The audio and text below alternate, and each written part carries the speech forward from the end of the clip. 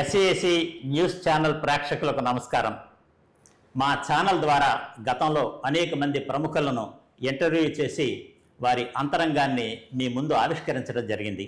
ఈరోజు మరొక ప్రముఖ వ్యక్తి, సహృదయులు, వైఎస్ఆర్సీపీ పార్టీ నాయకులు, ఆ పార్టీ అధికారంలో ఉండగా మంత్రివర్యులుగా కూడా పనిచేశారు. వారిని ఈరోజు మీకు పరిచయం చేయబోతున్నాము. వారు శ్రీ చెల్లుబోయిన వేణుగోపాలకృష్ణ గారు.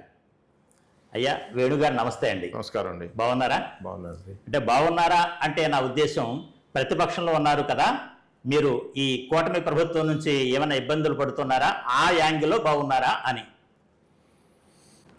రాజకీయాల్లో అధికారం, ప్రతిపక్షం రెండు సమదృష్టితో నడపగలిగిన వాడే నాయకత్వానికి ఒక నిదర్శనంగా నిలుస్తాడనేది. ప్రధానంగా అధికారంలో ఉంటే పని చేస్తాం, ప్రతిపక్షంలో ఉంటే పని చేయిస్తారు.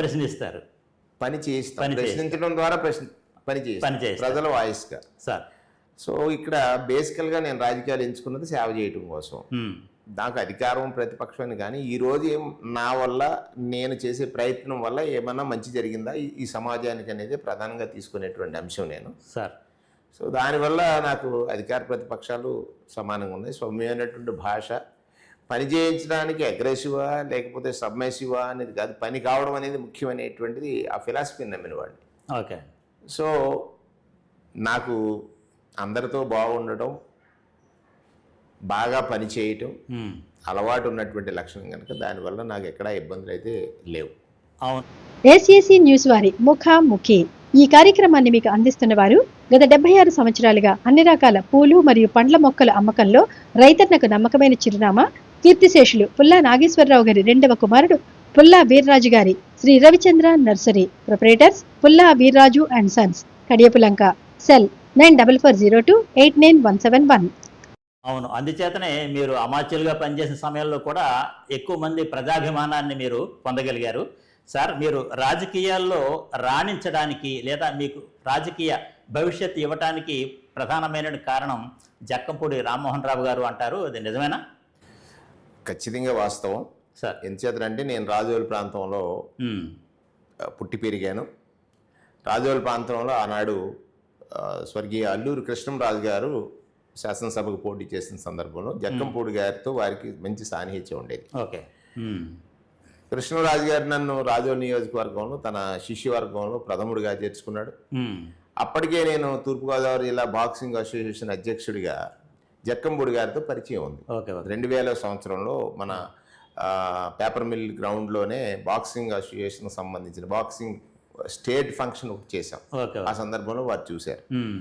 నాలో ఉన్నటువంటి యాక్టివ్నెస్ని జక్కంపూడి గారు బాగా గమనించారు, ఐడెంటిఫై చేశారు. తదనంతరం కృష్ణరాజు గారు దగ్గర నేను జడ్పీ మెంబర్గా గెలిచిన తర్వాత ఈ జిల్లాకు పరిచయం చేయడం కోసం పంచాయతీరాజ్ అభియాన్ చైర్మన్, అంటే పంచాయతీరాజ్ వింగ్కి సంబంధించి ఆ రోజు చంద్రబాబు నాయుడు గారు జన్మభూమి కమిటీలను ఏర్పాటు చేయటం ద్వారా పంచాయతీరాజ్ వ్యవస్థను నిర్వీర్యం చేసిన విధానం మీద 73వ రాజ్యాంగ సవరణ ఏదైతే కేంద్ర ప్రభుత్వం తీసుకొచ్చిందో దానికి భిన్నంగా, విరుద్ధంగా స్థానిక ప్రభుత్వాల హక్కుల్ని హరించే విధంగా జన్మభూమి వ్యవస్థ ఉందని దాని మీద యుద్ధం చేసినటువంటి వాళ్ళలో నేను ఒక ప్రథముణ్ణి. ఆ సందర్భంలో రామ్మోహన్ రావు గారు నన్ను చాలా గొప్పగా ఎంకరేజ్ చేశారు. ఎంకరేజ్ చేయటమే కాకుండా తన టీం ఒకటి ఏర్పాటు చేసుకుంటే అందులో నాకు కూడా భాగస్వామ్యం ఇచ్చి నన్ను జిల్లా నాయకుడిగా ఎదగడానికి వారు చేసినటువంటి ప్రయత్నం. రెండవది, జిల్లా పరిషత్ చైర్మన్ పదవి అవకాశం వచ్చినప్పుడు ఆయన నన్ను ప్రమోట్ చేశారు జిల్లా పరిషత్ చైర్మన్గా. జిల్లా పరిషత్ చైర్మన్ తర్వాత జిల్లా కాంగ్రెస్ ప్రెసిడెంట్గా అందరినీ, అంటే ఒక శక్తివంతమైన నాయకుడిగా ఆయనకి ఆయన మాటని కాదనేవారు ఆ రోజు జిల్లాలో ఎవరు లేరు. కాదన్నా ఆయన చెలాయించుకోగలడు, చేయగలడు. రాజశేఖర రెడ్డి గారు ఆయనకు అంతటి ప్రాధాన్యత కనుక నాకు ఆ రెండు అంశాలు కలిసి వచ్చి జిల్లా నాయకుడిగా ఎదగడానికి రాజశేఖర రెడ్డి గారు నన్ను పెంచడానికి జక్కంపూడి గారు వేసినటువంటి ఒక బాట. సరే, ఇంకా చాలా మంది పెద్దలు ఉన్నారు అందులో, వారందరిలో ప్రథముడు అని మీరు ఒకటి అంటే ప్రాధాన్యతగా తీసుకున్నప్పుడు జక్కంపూడి గారి పాత్ర అది చెప్పలేనంత పెద్దది. సార్, మీరు ఉమ్మడి తూర్పుగోదావరి జిల్లాకి కాంగ్రెస్ తరపున చైర్మన్గా పనిచేశారు, జిల్లా పరిషత్ చైర్మన్గా. కాంగ్రెస్ పార్టీకి చెందినటువంటి మీరు వైఎస్ఆర్సీపీలోకి ఎందుకు రావాల్సి వచ్చింది? ముందుగానే చెప్పాను కదా, నేను జక్కంపూడి రామ్మోహన్ రావు గారు రాజశేఖర రెడ్డి గారికి ఉన్నటువంటి సాన్నిహిత్యం వల్ల నాకు ఆ పదవి లభించింది. అవును, వాళ్ళిద్దరికి బాగా సాన్నిహిత్యం. కాంగ్రెస్ పార్టీలో ఉన్నప్పటికీ కూడా మేము రాజశేఖర రెడ్డి గారి వర్గీయులుగా లేకపోతే అభిమానులుగా ఉండేవాళ్ళం. జగన్మోహన్ రెడ్డి గారు రాజకీయలో ప్రారంభమైన 2008 సెప్టెంబర్ నెలలో వారు తూర్పుగోదావరి జిల్లాకు వచ్చినప్పుడు ఆయన పర్యటన సక్సెస్లో నేను కీలక పాత్ర పోషించాను, చంద్రశేఖర్ రెడ్డి గారు నేను. అప్పుడు ఆ సక్సెస్లో ఉన్నప్పుడు జగన్మోహన్ రెడ్డి గారితో మాకున్నటువంటి అటాచ్మెంట్, అంటే రాజశేఖర రెడ్డి గారి కుటుంబం అంటే మాకు రాజకీయాల్లో ఎప్పుడు కూడా నమ్మకమే కదా రాజకీయ నాయకుడు పెట్టుబడి. ఆ నమ్మకం వారి దగ్గర మేము, అంటే ఆయన మమ్మల్ని నమ్మేటట్టుగా మేము ఉన్నాం. ఓకే. జగన్మోహన్ రెడ్డి గారు అంటే ఇక్కడ రాజశేఖర రెడ్డి గారి కుటుంబం, లేదా జగన్మోహన్ రెడ్డి గారు తూర్పుగోదావరి జిల్లాలో ఒక 4 నాయకులను నమ్మితే అందులో నేను కూడా ఒకటిగా ఉన్నాను. అది దానివల్ల నేను జగన్మోహన్ రెడ్డి గారు వెంటనే నడిచాను. రెండవది ఏంటంటే కాంగ్రెస్ పార్టీ నుంచి రావడానికి ప్రధానమైనటువంటి కారణం కాంగ్రెస్ పార్టీలో ఉన్న నాయకత్వం తీసుకున్న నిర్ణయం ఈ రాష్ట్ర ప్రజలకి అది మంచి చేసేది కాదు. ఆయన కొంతమంది కోటరీ వల్ల వాళ్ళు తీసుకున్న నిర్ణయం, జగన్మోహన్ రెడ్డి గారిని వదులుకోవడం అనేటువంటిది కాంగ్రెస్ పార్టీ చేసిన చారిత్రకమైన తప్పిదం అంటారా? ఖచ్చితంగా అది ప్రూవ్డ్ కదా. నేనంటాం ఏంటి, అది ప్రూవ్ అయింది. అంటే ఒక వ్యక్తి తన దగ్గర ఉన్నప్పుడు తన బలం తెలియలేదు, ఆ వ్యక్తి యొక్క బలం తెలియకుండా బయటకు వచ్చిన తర్వాత వాళ్ళు ఫెయిల్యూర్స్ అన్ని చూసిన తర్వాత ఆటోమేటిక్ గా మన తప్పే కదా జరిగింది. అంటే మీ మాటలను బట్టి చూస్తే వైఎస్ జగన్ గారిని దూరం చేసుకోవటం వల్లే కాంగ్రెస్ పార్టీ ఇక్కడ వీక్ అయిందని మీ భావన అనుకుంటాను. ఖచ్చితంగానండి, కాంగ్రెస్ పార్టీ వీక్ కావడానికి జగన్మోహన్ రెడ్డి గారిని వదులుకోవడం అనేటువంటిది ఒక చారిత్రకమైనటువంటి తప్పిదంగానే నేను కాదు, ఏ అనాలిస్ట్ అయినా చెప్తున్నారు, ఎవరైనా చెప్తున్నారు. కారణం ఏంటంటే రాజశేఖర రెడ్డి గారు కష్టపడి కాంగ్రెస్ పార్టీని ఈ రాష్ట్రంలో గెలిపించారు 2 పర్యాయాలు. ఒక పర్యాయం కాదు, 2 పర్యాయాలు గెలిపించినటువంటి రాజశేఖర రెడ్డి గారి కుటుంబాన్ని మీద కాంగ్రెస్ పార్టీ కేసు పెట్టాల్సిన పరిస్థితి వచ్చినప్పుడు అది ప్రజలకి నచ్చలేదు. అందుకే టోటల్గా 2 యువకుడు రాజశేఖర రెడ్డి గారు చేసిన సంక్షేమము, లేకపోతే ప్రజల్ని ఆయన ఎంత ప్రేమించాడు అని అనటానికి ఆయన తీసుకున్నటువంటి నిర్ణయాలు కొన్ని ఉన్నాయి కదా. ఒక పక్కనే ప్రజల్ని సంక్షేమం ద్వారా పెంచాలనుకున్నాడు, రెండవ పక్క రాష్ట్రాన్ని అభివృద్ధి ద్వారా దేశంలో అగ్రగామిగా ఉంచాలనుకున్నాడు. అసలు ఈ రాష్ట్ర అవసరాలు ఏమిటి అని గుర్తించాడు. అవసరాలు ఏంటి, అప్పటి వరకు పాలించిన చంద్రబాబు నాయుడు గారు పూర్తిగా వ్యవసాయాన్ని నిర్లక్ష్యం చేశాడు. జలయజ్ఞం పెట్టి అసలు ఈ భూమి ఉంది, ఈ భూమిని సద్వినియోగపరచాలని ఆలోచన చేసి జలయజ్ఞం పెట్టాడు. అసలు ఈ రాష్ట్రంలో పేదవాడి అవసరం ఏంటి, పేదవాడికి ఎప్పుడు కష్టం ఎప్పుడు వస్తుంది, కష్టం తీర్చుకోవడానికి వాడు ఎటువంటి ఇక్కట్లు పడుతున్నాడు, బాధలు పడుతున్నాడు, ఇబ్బంది పడుతున్నాడు, ఇంకా కిందకి దిగజారిపోతున్నాడు అనుకున్నప్పుడు ఆరోగ్యశ్రీ లాంటి కార్యక్రమం తీసుకోండి, 108 లాంటి కార్యక్రమం తీసుకోండి. పేదవాడు కేవలం ప్రభుత్వం సహాయం అంటే సంక్షేమం అందించేస్తే ఎదుగుతాడా అంటే ఎదగడు. ఎదగాలంటే ఏం చేయాలి, వాడికి ఆసరా అందించాలి, లేకపోతే వాడికి ఒక సపోర్ట్ నిలబడాలి. అది విద్య. ఆ విద్య కోసం ఆయన ఫీజు రీయింబర్స్మెంట్ పెట్టాడు. ఇటువంటి గొప్ప కార్యక్రమాలు కదా ఆయన చేసినవి. సార్, ఇప్పుడు మీరు చెప్పినటువంటి వైఎస్ఆర్సీపీ అమలు చేసినటువంటి కొన్ని ప్రజా సంక్షేమ కార్యక్రమాలకు సంబంధించి కొన్ని ప్రశ్నలు తర్వాత వేస్తాను. దానికి ముందుగా నాది ఒక ప్రశ్న ఏమిటంటే, మీరు కోనసీమకు చెందినటువంటి వ్యక్తి, అటువంటి మీరు ఈ అప్లాంట్కు వచ్చి పోటీ చేయవలసిన అవసరం ఏమొచ్చింది? నేను కోనసీమ అంటే రాజోలు దగ్గర అడుగుపాలెం గ్రామం. రాజకీయాల్లో మొదటిసారి 2001లో రాజోలు జిల్లా పరిషత్ మెంబర్గా గెలిచాను, జడ్పీ మెంబర్గా. అక్కడి నుంచి జిల్లాకి పరిచయం అయ్యాను. చెప్పాను కదా, 2002లో రామ్మోహన్ రావు గారు నన్ను పంచాయతీరాజ్ అభియాన్ చైర్మన్గా జిల్లాకి పరిచయం చేశారు. 2006లో మలికిపురం జడ్పీటీసీకి కంటెస్ట్ చేశాను, జిల్లా పరిషత్ చైర్మన్ అయ్యాను. 2008లో జిల్లా కాంగ్రెస్ ప్రెసిడెంట్ అయ్యాను. ఎవరు, రాజశేఖర రెడ్డి గారు, జక్కంపూడి గారు, అరుణ్ కుమార్ గారు, అందరూ మొత్తం జిల్లాలో నాయకులు అందరూ కలిసి చేసినటువంటి ఒక ఇదిలో. ఇక్కడ మీరు అడుగుతున్న ప్రశ్నలోనే ఒక జవాబు ఉంది. నేను ఆ ప్రాంతం అని కాదు, ఈ తూర్పుగోదావరి జిల్లాయే నాకు ప్రాంతం. నేను ఎక్కడి వరకు విస్తరించాను? తూర్పుగోదావరి జిల్లా పరిషత్ చైర్మన్ అంటే జిల్లా పరిషత్ చైర్మన్కి సుమారుగా 54 లక్షల మందికి ప్రాతినిధ్యం వహించే అవకాశం నాకు వచ్చేసింది. అంటే నేను ఆ ప్రశ్న ఎందుకు వేశానంటే, మీరు మొన్న ఎన్నికల్లో పోటీ చేసిన సందర్భంలో ప్రజల్లో ఒక రకమైనటువంటి భావన వచ్చింది. ఏమిటంటే, కోనసీమలో మీ సామాజిక వర్గానికి చెందినటువంటి ఓటర్లు బాగా ఎక్కువ, అంటే జనాభా పరంగా చూసినా కూడా. ఇక్కడైతే మీ సామాజిక వర్గ ఓటర్లు బాగా తక్కువ. ఇటువంటి ప్రాంతంలో ఈ రాజమండ్రి రూరల్ నియోజకవర్గం నుంచి మిమ్మల్ని పోటీ చేయించడం అనేటువంటిది మీ పార్టీ మీ రాజకీయ భవిష్యత్తును పణంగా పెట్టినట్టు అనేటువంటి ఒక మాట అప్పట్లో వినపడింది, కాదంటారా? అవునా? మాట్లాడటానికి పోటీ చేసినటువంటి వ్యక్తి యొక్క సామర్థ్యానికి నాయకుడు ఎప్పుడు కూడా ఎట్లా లెక్క వేస్తారంటే, నేను రాజోల్లో జడ్పీ మెంబర్గా కంటెస్ట్ చేశాను. అక్కడ సెట్టిపల్లి సామాజిక వర్గం 13,500 ఉంటుంది. ఓకే. ఆ మండలంలో ఓట్లు 6,000 కాపు సామాజిక వర్గం ఉంటాయి రాజోలు మండలంలో, సుమారుగా సగం. రెండవసారి మలికిపురంలో కంటెస్ట్ చేశాను. 17,000 కాపులు ఓట్లు ఉంటాయి, 6,000 సెట్టిపల్లి ఓట్లు ఉంటాయి. ఓకే. రివర్స్ ఉంది. 2 చోట్ల నేనే గెలిచాను రాజోల్లో. ఓకే. ఇంకెవరు గెలవలేదు. ఓకే. అంటే ఎప్పుడు సామాజిక వర్గం అనేటువంటిది ప్రాథమికంగా ఫస్ట్ స్టెప్ మనకి లిఫ్ట్ అవ్వడానికి ఇచ్చినటువంటి అవకాశం. రెండవది రాజకీయ నాయకుడిగా అందరినీ మెప్పించగల సామర్థ్యం సంపాదించడమే చాలా అవసరం. అది నేను ప్రూవ్ చేసుకున్నాను కదా. రాజోలికి మలికిపురానికి తేడా చూడండి. 17,000 కాపులు ఉన్న ఓట్లు, 6,000 సెట్టిపల్లిలు. ముందు నెగ్గింది 13,600. రివర్స్ కదా.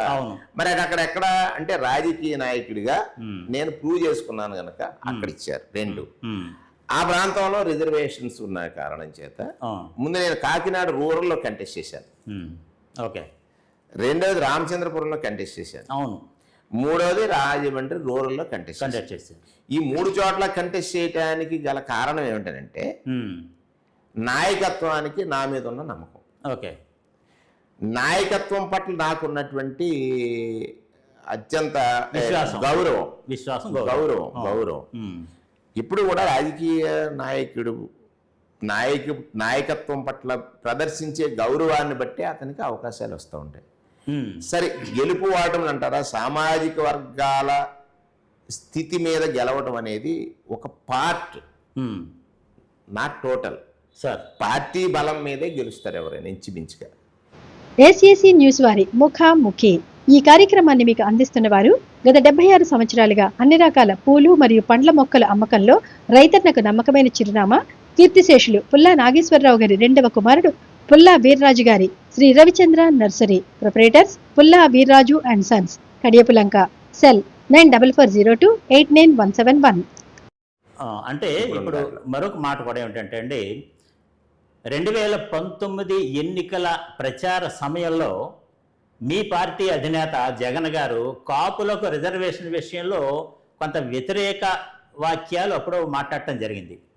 అప్పటి నుంచి కూడా కాపు సామాజిక వర్గము జగన్ గారి మీద వ్యతిరేకంగా ఉంది అనేటువంటి భావం ఉంది. మీరు పోటీ చేసినటువంటి రాజమండ్రి రూరల్ నియోజకవర్గంలో కాపు సామాజిక వర్గ ఓటర్ల సంఖ్య ఎక్కువ. మీ ఓటమికి ఇది కూడా ఒక కారణం అయి ఉంటుందని మీరు ఏమైనా భావించారా? నేను భావించలేదు. ఇక్కడ మీరు అడిగినటువంటి ప్రశ్న ఏంటంటే, జగన్మోహన్ రెడ్డి గారు సత్యవాది. ఎస్. ప్రస్తుత రాజకీయాల్లో నాయకుల పట్ల ప్రజలకి నమ్మకం తగ్గిపోతుంది. ఎందుచేత?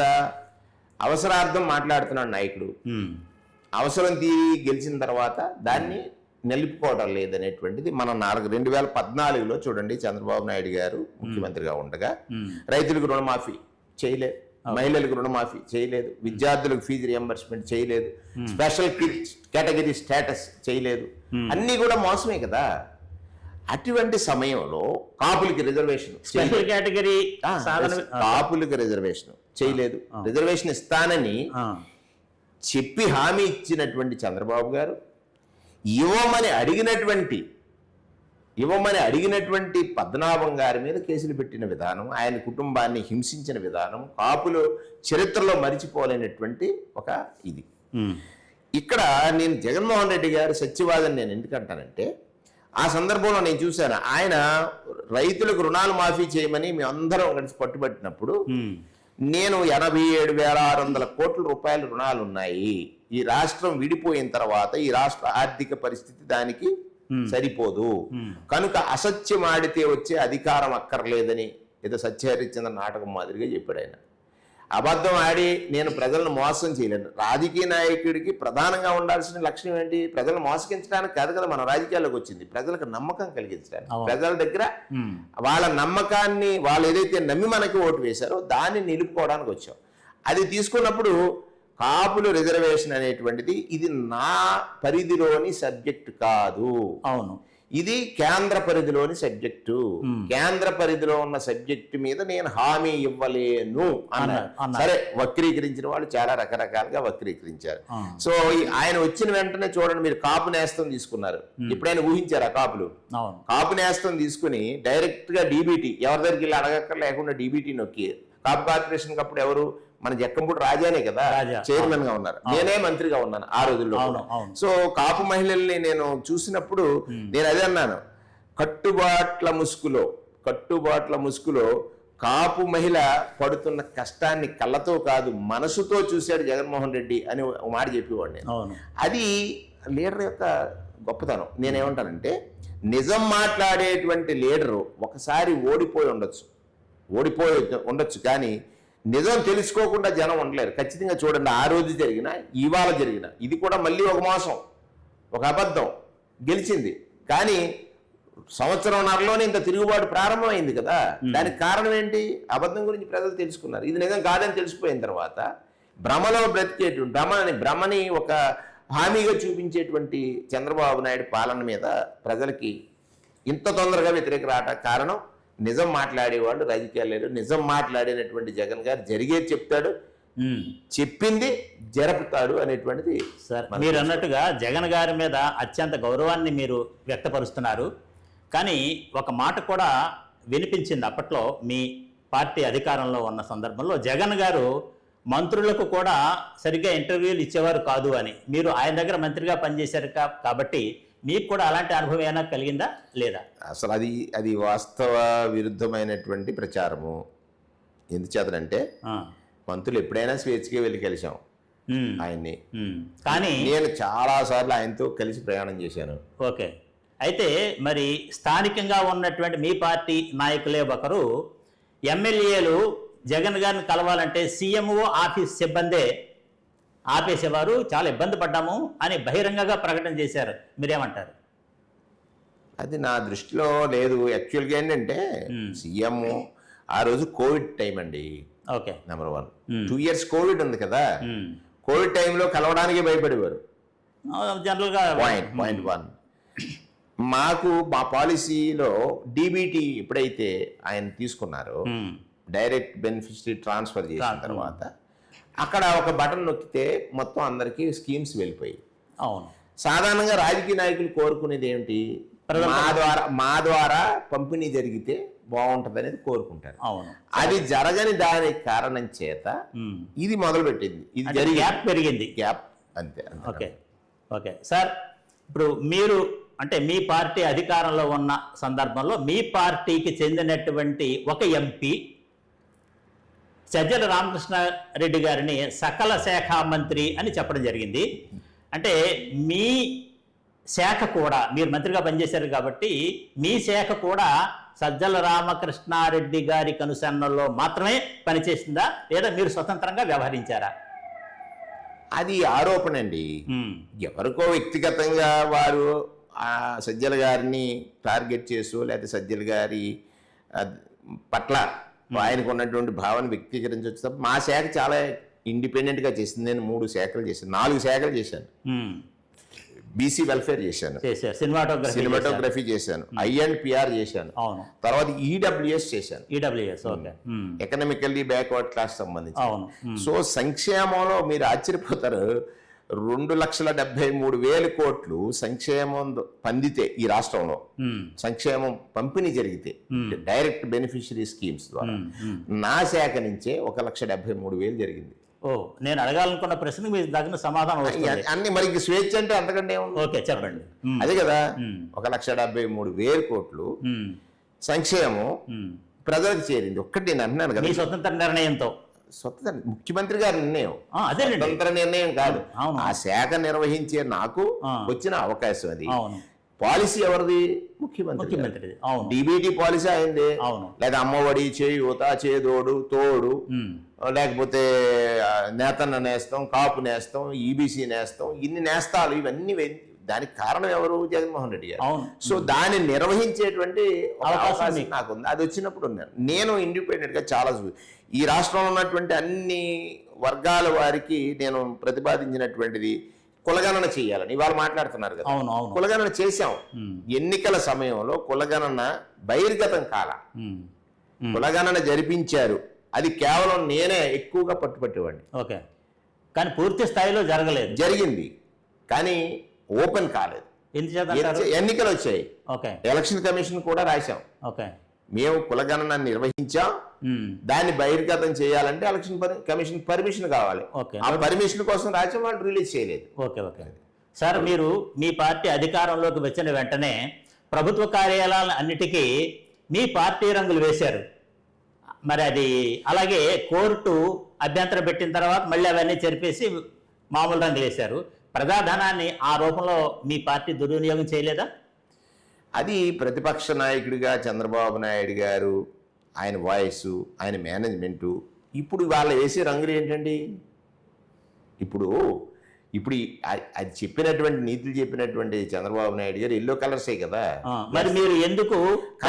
అక్కడ నేనేమంటానంటే, ఇక్కడ చిన్నదే, మనం ఇద్దరు చాలా లెంగ్తీ ఇంటర్వ్యూ చేయాలి. ఎట్లా సార్, నేనేమంటానంటే, ఒక పనిని జగన్మోహన్ రెడ్డి గారు చేసిన సమయంలో తప్పు అని విమర్శించినటువంటి చంద్రబాబు నాయుడు గారు అనే టీం అదే పని వాళ్ళు చేస్తూ గొప్ప. కారణం ఏమిటంటే, ప్రజల్ని మోసగించటం, లేకపోతే ప్రజల్ని మభ్యపెట్టడం, ప్రజల్ని భ్రమలో ఉంచటం అనేది ఆయన ఆర్ట్.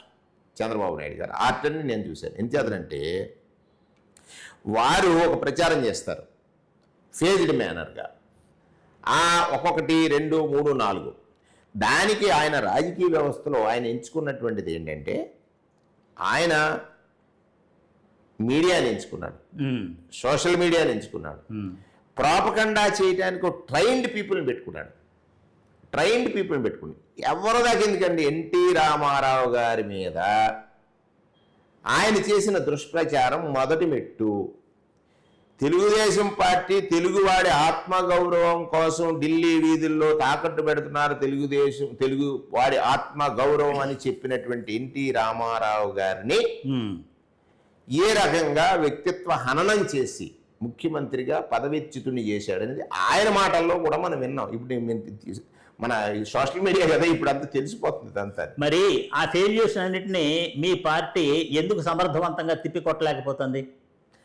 అంటే ఈ అబద్ధాలు చెప్పే వ్యక్తులు వాళ్ళకు ఒక కన్సిస్టెంట్ రూట్లో వెళ్ళరు, అవసరాన్ని బట్టి మాట్లాడేస్తుంటారు. సార్, నిజం మాట్లాడేవాడికి ఒకటే ఉంటుంది, నిజం ప్రజలు అర్థం చేసుకునే వరకు కూడా వెయిట్ చేయాల్సిందే. ఈ నిజం మాట్లాడటం అనేది బాగా నమ్మినటువంటి జగన్మోహన్ రెడ్డి గారు అబద్ధం డామినేట్ అవడం వల్ల ఈ పరిణామం ఎదురైంది. ఇప్పుడు చెప్తున్నాం, ఇప్పుడు చూడండి, ఇవాళ నిన్న మొన్నట్లో చూసాం, ఆయన కేంద్ర ప్రభుత్వం నరేంద్ర మోడీ గారు నీతి ఆయోగ్ ద్వారా ప్రతిపాదించినటువంటి రీసర్వే అనేటువంటిది తప్పు అని చెప్పాడు. ఎవరు? చంద్రబాబు నాయుడు గారు. ఇప్పుడు అదే రీసర్వే దేశవ్యాప్తంగా మన ఇంగ్లీష్ ఛానల్లో కానీ అక్కడ చూసాం కదా మొన్న దావోస్లో, అసలు ల్యాండ్ టైటిలింగ్ యాక్ట్ గొప్ప చట్టము. ఇప్పుడు ఓన్లీ మనకు ఉన్నటువంటిది హక్కు కాదు, కేవలం నీకుంది అని చెప్పడమే తప్ప దాని హక్కుగా ఇచ్చేటువంటి కార్యక్రమం చేయకపోతే విదేశీ పెట్టుబడులు రావు అని కదా ఇచ్చేశారు. మరి నాడు తప్పని విపరీతంగా ప్రచారం చేసి ఇవాళ అదే గొప్పని చెప్తున్నాడే, 400 కోట్లు ఇన్సెంటివ్ తీసుకున్నారు, దాన్ని కూడా తీసేద్దాం మనం. అసలు నాడు తప్పని చెప్పినప్పుడు ఉన్న విధానము ఇవాళ గొప్పని చెప్తున్న విధానానికి ఏదైతే క్యూఆర్ కోడ్ అవ్వచ్చు, డీటెయిల్స్ అవ్వచ్చు, లేకపోతే వాళ్ళకున్న లిటిగేషన్ ఫ్రీ చేయడం అవ్వచ్చు, ప్రతిదీ కూడా. అంటే కేవలం జగన్మోహన్ రెడ్డి గారి ఫోటో ఉంది కాబట్టి సర్వే రాడు మీదో లేకపోతే పుస్తకం మీదో అది తప్పు అన్నాడు. ఫోటో ఉండడం అవసరం అంటారా? నేను అవసరం ఎందుకు వేశారంటే ఇది జగన్మోహన్ రెడ్డి గారు ముఖ్యమంత్రిగా తీసుకున్న నిర్ణయం పట్ల అధికారులు బాధ్యతగా పనిచేయాలని ఒకటి. రెండోది జగన్మోహన్ రెడ్డి గారు ముందు రీసర్వే సెటిల్మెంట్ గురించి, జగన్మోహన్ రెడ్డి గారి తర్వాత అనేటువంటిది ఒక బెంచ్ మార్క్ ఉంటుంది కదా, దానికోసం జరిగింది. దాన్ని అని నేనేమంటానంటే తప్పు కాదా ఇదనంటే చంద్రబాబు నాయుడు గారు ఇప్పుడు ఇవాళ హోర్డింగ్లు అన్నీ పెడుతున్నాడు, మరి తప్పనంటే మీరు చేస్తే అది గొప్ప, ఎదుటివారు చేసిన ప్రతి మంచి తప్పే. నేనేమంటానంటే దురదృష్టం, ప్రజలు నమ్ముతున్నారు, ప్రజలు వింటారు, వెనకేం చేస్తారు? మీడియాలన్నీ వారియే, పేపర్లన్నీ వాళ్ళే, వాళ్ళు రాసేది ఈయన మాట్లాడిన దానికి 10 రెట్లు చెప్తారు. ఇప్పుడు నిన్నుంది దారుణంగా ఎన్డీటీవీ వాళ్ళు ఆయన్ని ఒక ఇంటర్వ్యూ చేసినప్పుడు ఏమన్నారు, 23 లక్షల కోట్లు ఉద్యోగాలు వచ్చినాయి అన్నారు. 23 లక్షలు రాలేదు కదా. ఒకటి. రెండోది ప్రాతిపదిక తీసుకుందాం, చంద్రబాబు నాయుడు 14 సంవత్సరాలు ముఖ్యమంత్రి చేశారండి. కరెక్ట్ డిబేట్ పెడితే ఈ రాష్ట్రం పేదరికంలో ఉందని, దివాళా తీసిందని అన్నింటి కారణం ఎవరు? అతను కాదా? ఆయన కాదా? ప్రశ్నించుకోవాలి కదా. అది అలా ప్రశ్నించేవాడు లేడు కదా. ప్రశ్నిస్తే 10 మంది మీద పడతా ఉంటారు. నేను అన్నాను కదా, వెల్ ట్రైన్డ్ అటాక్ చేయడంలోనూ లేకపోతే మాట్లాడటంలోనూ. ఇవాళ ప్రజాస్వామ్యం యుతంగా పాలన సాగుతుందా? లేదు కదా.